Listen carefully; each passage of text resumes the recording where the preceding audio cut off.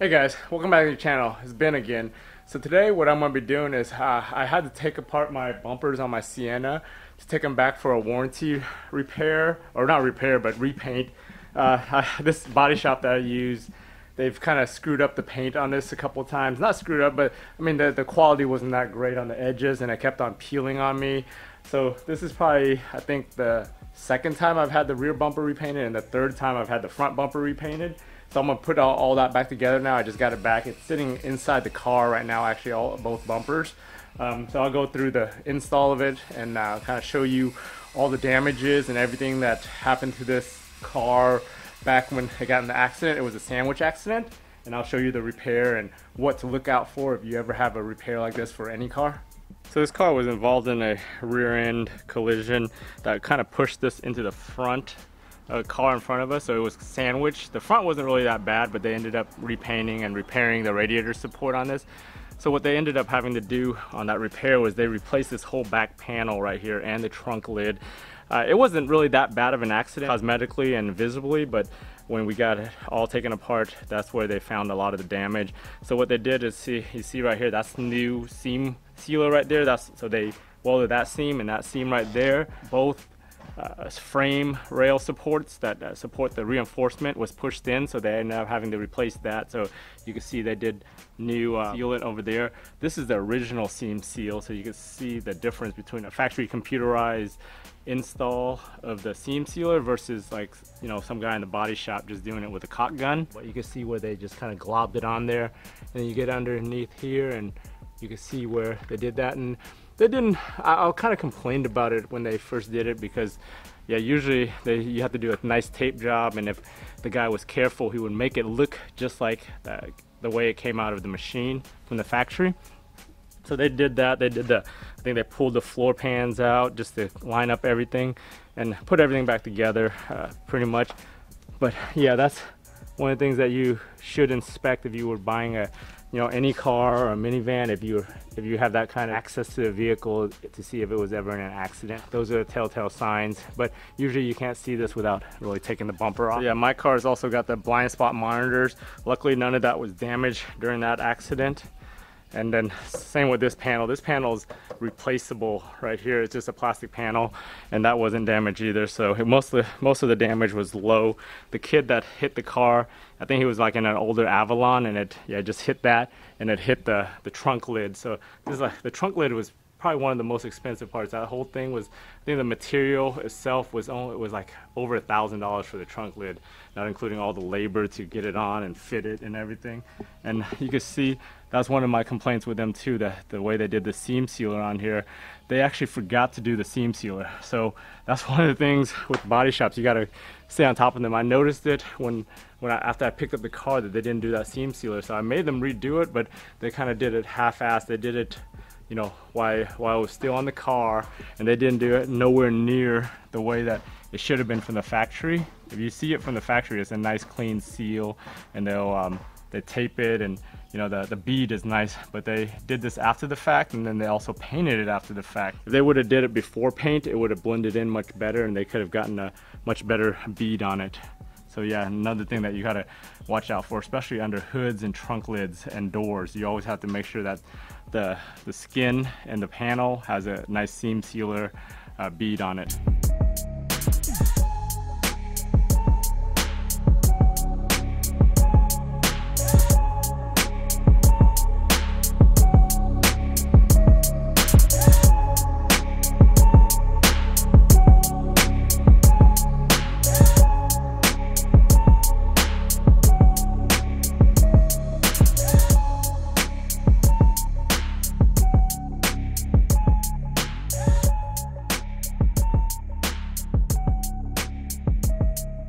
So before we start the bumper change out, what I did was, I'm riding on my spare bumper. This is the one that they painted last time, or my original bumper they painted, and it started peeling, and they just bought me a new one. I got kind of lazy and forgot to strap in all my linings because I didn't put any of the clip. Got on the highway, and then freaking this thing flew apart. Both my tires ended up eating up the fender lining. The front lower panel flipped down underneath. I had to pull off to the side of the road and zip tie it back on. and I ended up messing up both sides of these, and these damn things are expensive as hell. I looked up the OEM prices. Each fender lining is like $150 to $180. The lower freaking panel is like, I think $200, so big rookie mistake on my part on doing that crap. I'm gonna end up just ordering some aftermarket ones. I know they don't fit as well, or they're not as thick as the original ones, but not gonna spend $300, $350 on OEM panels that I screwed up as a rookie mistake. Aftermarket ones, I think they're only like $50 or $60 for the side one, and then $70 for the lower one for the SE. The SE uses a different one than the normal LEs, and because I think right like here it comes out more on the SE, so the panel is a little longer on that side. Fender lining, I don't know why they would have an SE version and a regular version, because the fender is the same. It actually connects right here, or on this side. It's hard because I pulled it in to zip tie it, but it connects where that little brake dam is, this fender lining, to the front panel. So yeah, I don't know why they would have it, unless the bolt here, I'm guessing this tab is slightly different, but it's a $15 or $20 difference for the set. I might just order regular LE ones and see how they fit.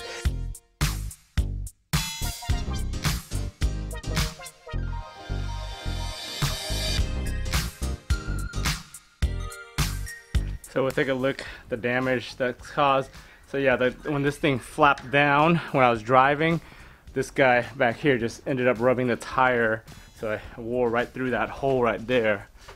As you can tell, the brunt of the damage was over on this side. This side's the one that flapped down first, so I lost the hole right here. I think I've lost the hole over here too, on the, the one of these type. And then this side also, the fender lining, big old hole in it.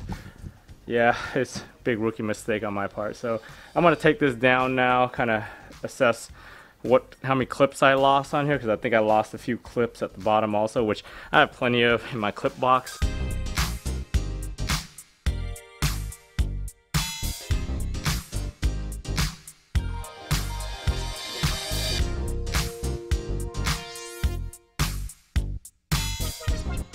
So we got it out, so I was able to look at it and kind of assess the damage. So like I said earlier, I lost the 2 clips right there on that spot, and then on that spot, and then back here looks like I ripped out the hole on that one. I still have the 2 holes on this one, so this back part is not as critical. I think most of the force and everything is held right there under the radiator support on that spot. So there's 4 of those, and they're still there for the most part. I might have to use a washer or something if I decide to reuse this. And I lost that, see right there, that clip on tab. But I still have that side tab. So what I can do is I might just end up just reusing this. I might make some little aluminum brackets to mount right there on that spot.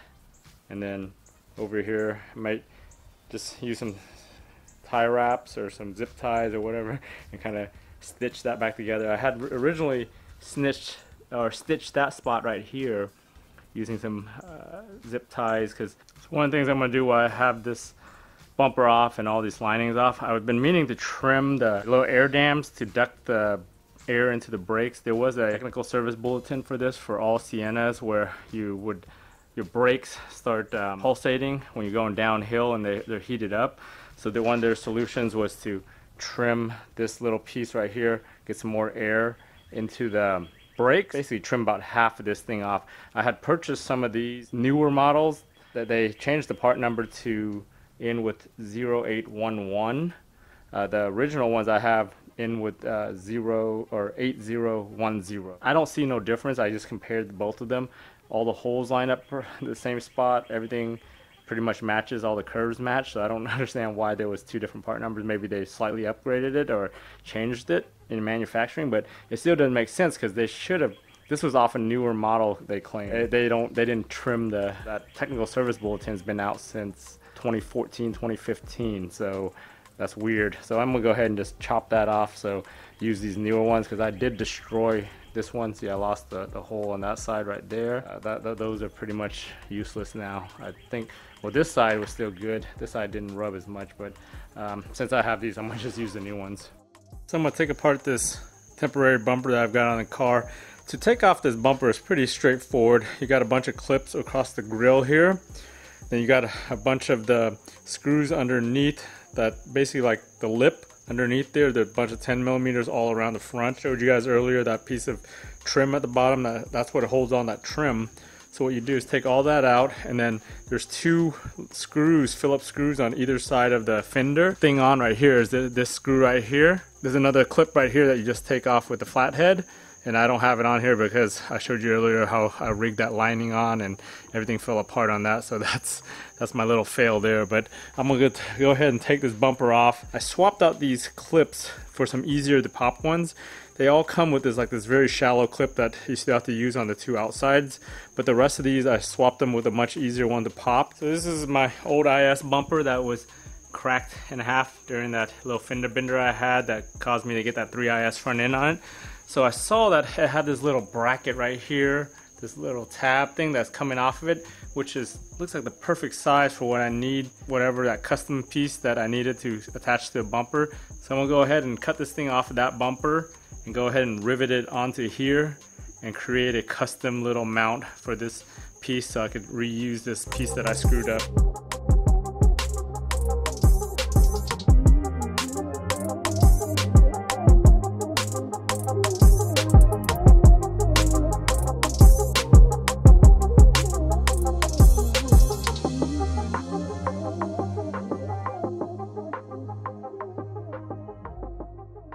So I ended up making that bracket on this side because I didn't wear down the underlining as bad over here, so I was able to just use that bracket that I took off the bumper. On that side, you guys saw that I had to make a custom bracket out of that aluminum piece, so I ended up just going straight into it, the hole, and then 2 rivets right here to hold it. So now I gotta just stitch all these little areas that I wore out when it fell off, and then just get it back to somewhat reasonable structural integrity so I can put it back on the car and then have it still act as a splash guard.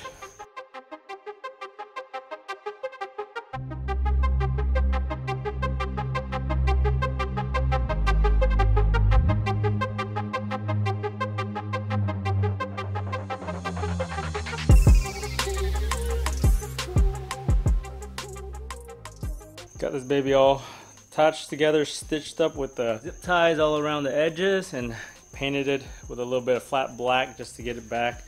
Over here too, got that little corner stitch, so it looks, I don't know if it looks any better, but it just in case it comes apart when we're driving on the highway or something. So I've got that all ready. Now I gotta go ahead and take the wheels off and take the fender linings out and put those new aftermarket fender linings I bought.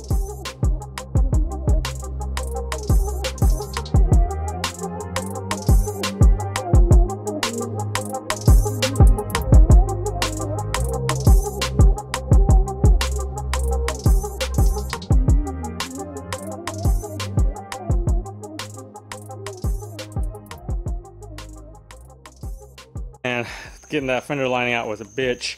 All those screws were pretty easy, but those dumb clips under here were the pain in the ass part, and then this one down here too was a pain. That one I ended up using my clip popper down there and just wedged it out until it popped out. They designed like the stupidest freaking anchors in the world on this. So this is the one for the side skirt right here. So that one, yeah, you can tell the back right there, it pops off a little bit easier. These two, the ones on the sides for the fender liner, are a big pain in the ass.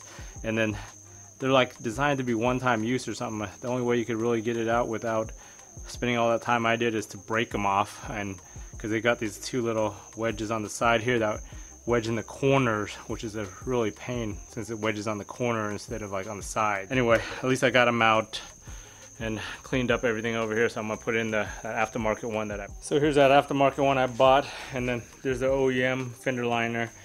You could tell that this thing, the plastic is, yeah, this one's a little bit sturdier plastic. This one, you could tell it's really cheaply made. Even the insulation on here, on the OEM one, it's actually glued on to the top of there, whereas on here they actually put these little rivet things, and then they sealed it on the other side with some thermal melting through the plastic. So I'm gonna test fit it, see how well it fits. The one thing I was actually looking at was maybe doing a stitching, keeping like 3/4 of the OEM one from the back and then cutting it from here to here across, and then stitching that on with the like rivets and a piece of metal on the back to hold the rivets.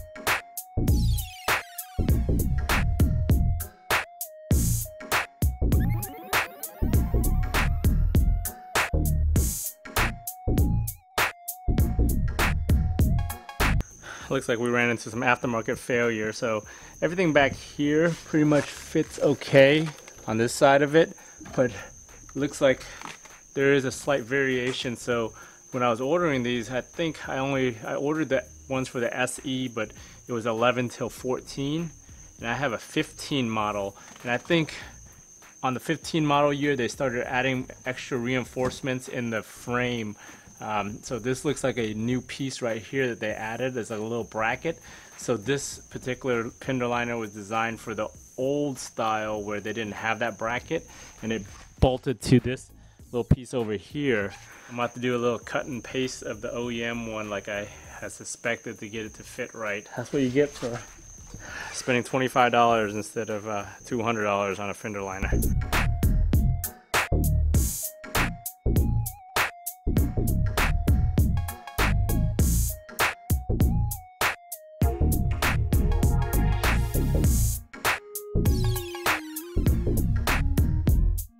Oh yeah, look at that stitch job. That looks pretty good, man. After I cleaned up everything, I put a bunch of pop rivets in there to kind of hold it. And I also lined it up with these holes so I could reuse the clips and the screws there as an extra layer of protection there. So I've got those two up there to hold it. Down here I've got one, and over there I've got another. That one should fit, and then that was the one that tore out when I lost this section. Overall, it looks pretty good. Blends in really well once I cleaned it up, and you know, no one's ever gonna tell that there's a cut and paste job in here when it gets dirty.